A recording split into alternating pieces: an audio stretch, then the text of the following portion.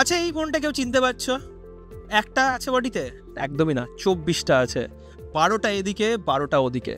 এটাকে বলা হয় রিবস।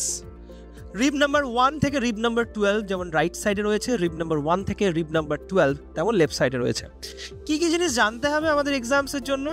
ফার্স্ট অফ অল আমাদেরকে জানতে হবে যে রিবটার যে দুটো দিক রয়েছে, আচ্ছা কোন দিকটা রিবসের ভার্টিব্রার সাথে অ্যাটাচ হচ্ছে আর কোন দিকটা সামনে এই স্টার্নামের সাথে অ্যাটাচ হচ্ছে। চেনা খুব সহজ।